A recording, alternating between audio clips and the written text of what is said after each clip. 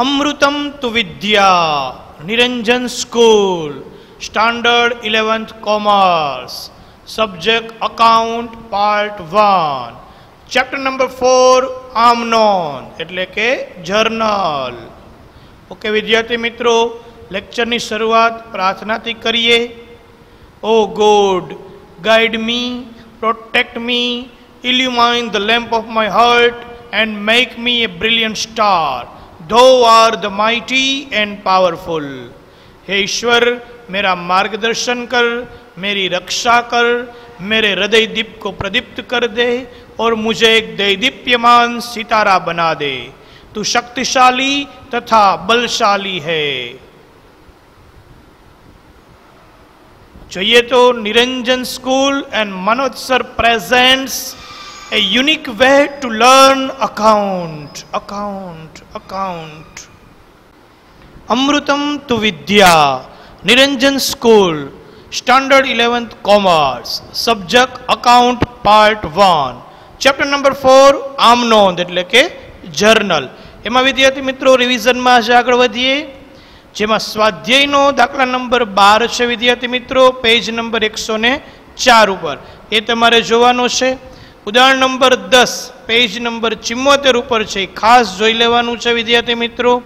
एवो ज दाखलो छे एक्जाम में हशे अने लेक्चर नंबर 12 नी अंदर ए आपेलुं छे विद्यार्थी मित्रों, तो ए हूँ तमने मोकली रह्यो छुं। खास आ रिविजन नी अंदर तमारे करवानुं छे, एक्जाम माटे मोस्ट आईएमपी कही शकाय। ओके विद्यार्थी मित्रों, let's beginning our revision.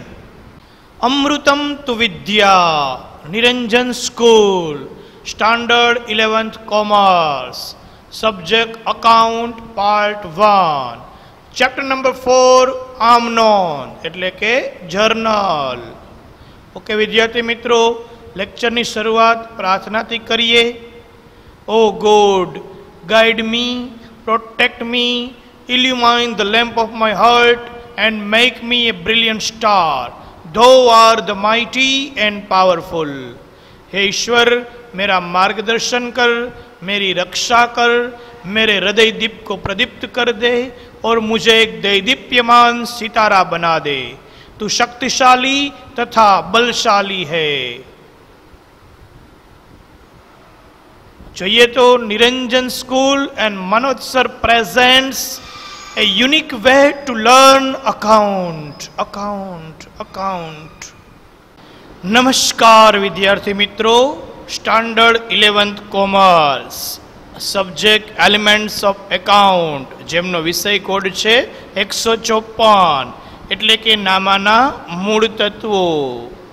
Chapter number 4 lecture number 12 एटले के 12मो लेक्चर आवी गया छीए, created by Parmar Manoj. Okay विद्यार्थी मित्रों, प्रकरण नंबर 4 आमनोंध एटले के जर्नल एमां जे आगळ वधीए। विद्यार्थी मित्रों, लास्ट लेक्चर नी अंदर आपणे वेपारी वटाव अने रोकड़ वटाव तेमज गालखाधना व्यवहारों ने लगतो दाखलो छे करवानो छे। लास्ट लेक्चर में वेपारी वटाव रोकड़ वटाव छे एनी थियरी आपणे कम्प्लीट करी चूक्या छीए। तो वेपारी वटाव रोकड़ वटाव अने गालखाधना व्यवहारो आ दाखलानी अंदर आपेला छे। तो चालो एनी चर्चा करी लईए। स्वाध्यायनो दाखला नंबर 12 पेज नंबर 104 पर आपेलो छे विद्यार्थी मित्रों। तो चालो जोईए। नीचेना व्यवहारो परमेश्वरना चोपड़े आमनोंधमां लखो। नीचेना व्यवहारो परमेश्वरना चोपड़े आमनोंधमां लखो। तो परमेश्वरना चोपड़े आमनोंधमां लखवाना छे। 2014 आप्युं छे वर्ष, जून 1 आप्युं छे। रुपया 50,000 रोकड़ा, रुपया 10,000 नो माल स्टॉक तथा रुपया 15,000 ना देवादारो लावी धंधो शरू कर्यो। विद्यार्थी मित्रों, रोकड़ आवे छे रोकड़ खाते उधार, माल स्टॉक खाते उधार, देवादारो खाते उधार, ते मूड़ी खाते जमा। आ रीतनी नोंध थशे। बीजी तारीख, श्रीमती शारदा पासेथी रुपया 20,000 नी लोन 10% व्याजे लीधी। तो लोन लीधी एटले रोकड़ आवशे धंधामां, रोकड़ खाते उधार, ते श्रीमती शारदानी लोन खाते जमा। त्रीजी तारीख, રામેશ્વર સ્ટોર્સમાંથી ₹8,000નો માલ 10% વેપારી વટાવે ખરીદ્યો. વેપારી વટાવ બાદ થાય વિદ્યાર્થી મિત્રો, નોંધ ન થાય તો 8,000ના 10% એટલે ₹800 બાદ એટલે 7,200 થશે. એ કેમ ખબર પડે 800 થાય? તો કે 8,000 એને ગુણ્યા 10% એટલા કેલ્ક્યુલેટરમાં દબાવો આંકડા. 8,000 ગુણ્યા 10 અને પછી ટકાની નિશાની કેલ્ક્યુલેટરમાં હશે એ દબાવો એટલે 800 આવશે. 8,000માંથી 800 બાદ એટલે 7,200. તો ખરીદ ખાતે ઉધાર 7,200 તે રામેશ્વર સ્ટોર્સ ખાતે જમા. 5 તારીખ ગાયત્રી સ્ટોર્સને ₹5,000નો માલ 10% વેપારી વટાવે વેચ્યો. વેચ્યો છે એટલે ઉધાર જ વેચ્યો, જો રોકડ શબ્દનો ઉલ્લેખ નથી એટલે ગાયત્રી સ્ટોર્સ લેનાર થઈ. 5,000ના 10% એટલે 500, 500 બાદ એટલે 4,500. ગાયત્રી સ્ટોર્સ ખાતે ઉધાર 4,500 તે વેચાણ ખાતે જમા 4,500. ત્યાર પછી 7મી એન્ટ્રી અગત્યની, રાધા કિશન સ્ટોર્સમાંથી 15,000નો માલ 10% વેપારી વટાવે અને 10% રોકડ વટાવે ખરીદ્યો. અડધી રકમનો ચેક આપ્યો. તો જ્યારે જેટલાનો ચેક આપ્યો એના ઉપર વટાવ ગણાય, કારણ કે રોકડ વટાવ તો એના ઉપર જ ગણાશે, વેપારી વટાવ બધા ઉપર ગણાય. તો 15,000ના 10% એટલે પહેલાં 1,500 બાદ કરી દઈએ. એમાંથી પાછા 10% 13,500 છે, એના 2 કટકા એટલે 6,750 થશે. એના 10% એટલે ₹675 વટાવ થાય વિદ્યાર્થી મિત્રો, જેની ગણતરી આગળ કરશું જ. 10 તારીખ વિભૂતિ પાસેથી ₹5,000નો માલ મોકલવાનો ઓર્ડર મળ્યો. હજી ઓર્ડર જ મળ્યો છે, બિનઆર્થિક વ્યવહાર. વિભૂતિના ઓર્ડર મુજબનો માલ 10% વેપારી વટાવે મોકલ્યો. લારી ભાડાના 50 રોકડા ચૂકવા છે. બરોબર, 2 નોંધ થશે. માલ મોકલો, વેચાણ કર્યું અને લારી ભાડું ચૂકવું એની નોંધ જુદી. 15 તારીખ વિભૂતિ નાદાર જાહેર થતાં ₹300ની ઘાલખાત પડી, બાકીની રકમનો ચેક મળ્યો છે. 16 તારીખ અનુપમના ₹1,050ના બાકી લેણા પેટે ₹1,000નો ચેક આપી હિસાબ ચૂકતે કર્યો. અનુપમનો હિસાબ ચૂકતે કર્યો. 20 તારીખ ઈમાનદાર પાસેથી માંડી વાળેલ ઘાલખાતના ₹1,500 રોકડા પરત મળ્યા છે. તો રોકડ પરત મળી એમ આપણે કહી શકીએ, એટલે ઘાલખાત પરત કહેવાશે. ચાલો જોઈએ હવે આન્સર. દાખલા નંબર 12, પરમેશ્વરની આમ નોંધ. 2014 જૂન 1. જુઓ શું છે, 50,000 રોકડા, 10,000નો માલ સ્ટોક ને 15,000ના દેવાદારો. ત્રણેય ઉધાર જ થશે. જો રોકડ ખાતે ઉધાર 50,000, માલ સ્ટોક ખાતે ઉધાર 10,000, દેવાદારો ખાતે ઉધાર 15,000, તે મૂડી ખાતે જમા. સરવાળો કરી નાખો, 75,000. 50 ને 10 60 ને 15 75. બાબત જે ટૂંકમાં રોકડ, માલ સ્ટોક અને દેવાદારો લાવી ધંધો શરૂ કર્યો તેના. ત્યાર પછી બીજી તારીખ શ્રીમતી શારદા પાસેથી 20,000ની લોન 10% વ્યાજે લીધી. હજી લોન લીધી જ છે વિદ્યાર્થી મિત્રો, એટલે રોકડ આવશે. તો રોકડ ખાતે ઉધાર 20,000, તે 10%ની શ્રીમતી શારદાની લોન ખાતે જમા 20,000. બાબત જે લોન લીધી તેના. પછી ત્રીજી તારીખ રામેશ્વર સ્ટોર્સમાંથી ₹8,000નો માલ 10% વેપારી વટાવે ખરીદ્યો. ખરીદ ખાતે ઉધાર, તે રામેશ્વર સ્ટોર્સ ખાતે વિદ્યાર્થી મિત્રો ડાયરેક્ટ 7,200ની જ નોંધ થશે. બાબત જે 10% વેપારી વટાવે માલ ખરીદ્યો તેના. 8,000માંથી 800 બાદ એટલે 7,200. ત્યાર પછી ગાયત્રી સ્ટોર્સને ₹5,000નો માલ 10% વેપારી વટાવે વેચ્યો. ગાયત્રી સ્ટોર્સ લેનાર થઈ. ગાયત્રી સ્ટોર્સ ખાતે ઉધાર 4,500, તે વેચાણ ખાતે જમા 4,500. બાબત જે 10% વેપારી વટાવે માલ વેચ્યો તેના. તો માલ વેચ્યો છે. 7 તારીખ રાધા કિશન સ્ટોર્સમાંથી ₹15,000નો માલ 10% વેપારી વટાવે ને 10% રોકડ વટાવે ખરીદ્યો છે. અડધી રકમનો ચેક આપ્યો છે. તો 7 તારીખ ખરીદ ખાતે ઉધાર 13,500. જો 15,000ના 10% એટલે 1,500 તો પહેલાં બાદ, એટલે ખરીદી કેટલી થાય 13,500ની.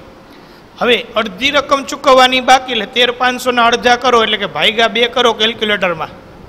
કેટલા થયા 6,750, તો તે રાધા કિશન સ્ટોર્સ ખાતે ઉધાર જમા કરી દો 6,750. હવે 6,750નો ચેક આપ્યો તો એના ઉપર રોકડ વટાવ ગણાય, તો 6,750ના 10% કરો એટલે 675 રૂપિયા થાય. બરોબર, 675 ઓછા દેવાના એટલે 6,750માંથી 675 પાછા બાદ એટલે 6,075નો ચેક આપ્યો હોય એટલે તે બેંક ખાતે જમા 6,075, તે વટાવ ખાતે જમા 675. આ મળેલ વટાવ કહેવાય. બરોબર, બાબત જે 10% વેપારી વટાવે ને 10% રોકડ વટાવે, માલ ખરીદી અડધી રકમ ચેકથી ચૂકવી તેના. 10 તારીખ વિભૂતિ પાસેથી ₹5,000નો માલ મોકલવાનો ઓર્ડર મળ્યો. ઓર્ડર મળ્યો એટલે બિનઆર્થિક વ્યવહાર છે, નોંધ થશે નહીં, તો બિનઆર્થિક વ્યવહાર નોંધ નહીં થાય. 12 તારીખ વિભૂતિના ઓર્ડર મુજબનો માલ 10% વેપારી વટાવે મોકલ્યો, લારી ભાડાના ₹50 રોકડા ચૂકવ્યા. એની વાત કરીએ. વિભૂતિ ખાતે ઉધાર 4500, તે વેચાણ ખાતે જમા 4500. બાબત જે 10% વેપારી વટાવે માલ મોકલ્યો તેના. બરોબર, લારી ભાડાના 50 રોકડા ચૂકવા છે, તો એ ખર્ચ આપણો જ છે. 12 તારીખ વિભૂતિ ખાતે કર્યું હોય, 12 તારીખની બીજી એન્ટ્રી, લારી ભાડા ખાતે ઉધાર 50, તે રોકડ ખાતે જમા 50. બાબત જે વિભૂતિને માલ મોકલ્યો ને લારી ભાડાના રોકડા ચૂકવ્યા તેના. પછી વિભૂતિ નાદાર જાહેર થતાં 300ની ઘાલખાદ પડી. ઘાલખાદ નુકસાન છે પેઢીનું. વિદ્યાર્થી મિત્રો, આપણે જોઈ ગયા છીએ અગાઉ. બાકીની રકમનો ચેક મળ્યો છે, તો ઘાલખાદ ઉધાર થશે 300. આપણે વિભૂતિ પાસે કેટલા માગતા હતા જોવો જોઈએ, તો 4500 છે 12મી તારીખમાં. 300ની ઘાલખાદ પડી એટલે નુકસાન ગયું. બાકીની રકમ કેટલી વધે? 4200. તો 4200ની નોંધ થશે. જુઓ, બેંક ખાતે ઉધાર 4,200, ઘાલખાદ ખાતે ઉધાર 300, તે વિભૂતિ ખાતે જમા 4500. બાબત જે વિભૂતિ નાદાર થતાં ઘાલખાદ ₹300 પડીને બાકીની રકમનો ચેક મળ્યો તેના, તો આ રીતના 4500 થશે. ત્યાર પછી અનુપમના ₹1,050ના બાકી લેણા પેટે ₹1,000નો ચેક આપી હિસાબ ચૂકતે કર્યો, તો કસર કહેવાય વિદ્યાર્થી મિત્રો આને. 50 રૂપિયાની અનુપમના બાકી લેણા છે, મીન્સ અનુપમ આપણી પાસે માગતો હતો, આપણા નથી હો લેણા, તો આપણે ચૂકવવાના થશે. તો 16 તારીખ જો અનુપમ ખાતે ઉધાર 1,050, તે બેંક ખાતે જમા 1,000 અને તે કસર ખાતે જમા 50 રૂપિયા.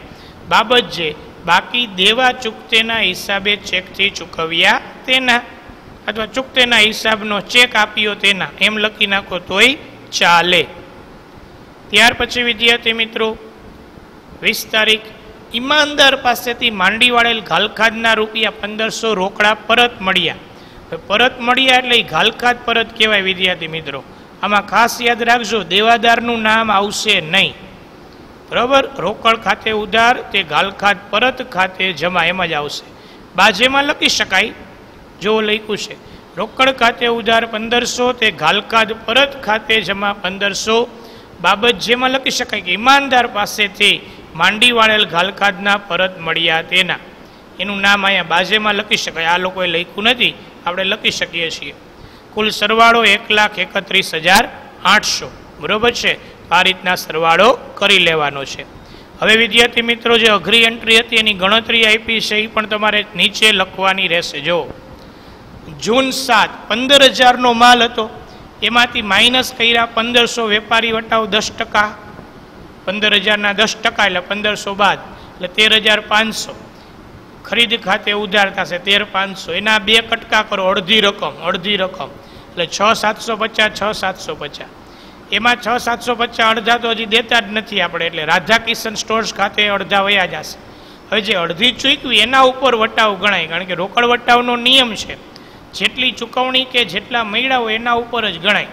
તો 6,750ના 10% રોકડ વટાવે એટલે 675 થાય. બરાબર, એ બાદ કરી દો એટલે 6,075 બેંક ખાતે આવે. રેડી? આ ગણતરી તમે દર્શાવજો એટલે તમને સમજૂતીમાં આવડી જાય. હવે જૂન 16ની તારીખ છે, 1,050ના બાકી લેણા હતા, 1,000નો ચેક આપ્યો, તો 50 શું કહેવાશે? કસર. બરાબર, એટલે કસર ખાતું આપણે ખોલવું પડે. ઓકે વિદ્યાર્થી મિત્રો, તો આ બે ગણતરી પણ તમે નીચે દર્શાવજો. ઓકે, આવો જ વિદ્યાર્થી મિત્રો ઉદાહરણનો દાખલો છે, હોમવર્કમાં તમારે કરવાનો છે જાતે. ઉદાહરણ નંબર 10 પેજ નંબર 74 ઉપર છે વિદ્યાર્થી મિત્રો, જે તમારે હોમવર્કમાં કરવાનો રહેશે. Thank you very much for watching this video.